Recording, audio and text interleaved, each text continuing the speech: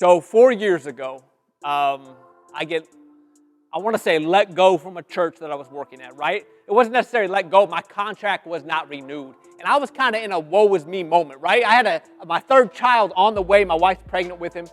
And the contract did not get renewed. And I got no prospects for the future going forward. And I'm just kind of in that funk. You know what I'm talking about? I'm sure you've been there. I'm sure you've experienced this. That's been in this place where you turn inwards and it's all about you and your situation and what you're going through and what you at, where you at in this. I thought I gave everything to you and yet, you know what I'm saying? You start having those little questions creep in.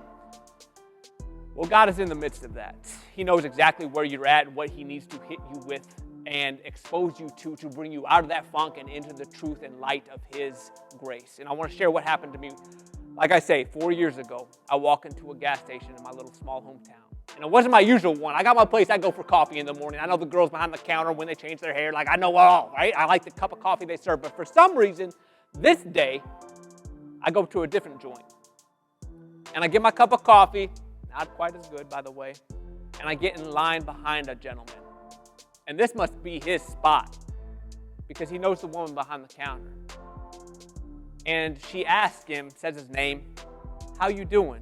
And he goes, and I'll never forget it, he goes, "Not too good. I just found my daughter dead the other day, or yesterday." Boom. What am I worried about? You know what I'm saying? Imagine, like, he's here getting a cup of coffee, buying a pack of cigarettes, and the woman asks him, "How you doing?" "Not too good.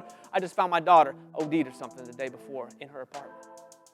I'm just like, man, I got nothing to complain about. I got too healthy at home. You know what I'm saying? And God just interjects in this conversation. As I'm overhearing this conversation, God starts having a dialogue with me, and he goes, "Cash, how many days, how many jobs would you give up for one more day with your children?" I said, 1,000, God. 1,000 jobs don't mean nothing compared to those. This guy just lost his daughter, and I'm worried about a job. You know what I'm saying? Shame on me. I said, 1,000, God. I'd give 1,000 jobs just for one more day with my sons. He said, good. How many jobs would you give up for just one more day with me? And I'm talking conviction. Boom, right there in that line to buy a cup of coffee. God just threw it on me. I said, 1,000, God. This job ain't nothing. If this is where you're at, if you walked out and I'm walking out with you, that's where I'm supposed to be. I'll give 1,000 days, 1,000 jobs for you. Because ain't nothing else compare. And he says, that's where you got to remain. That's where you have to reside. That's what it's about. You got to love me like that. And that's how I want us to dare love him today like that. That's where I want to take us to because it's been done before. We ain't the first that God has had to clarify this with. Matter of fact, David, I'm going to take you to the Psalms. This was his heart's desire. This is what he cried for. This is what we have to keep in front of us and keep things in perspective. You give up any job for one more day with your children, you best do even more for that for your God because your God brings life to all of it. You see what I'm talking about? How much would you give up for him? I'll give it all. I'll give it all. You can't get a woe with me when you keep him in that perspective.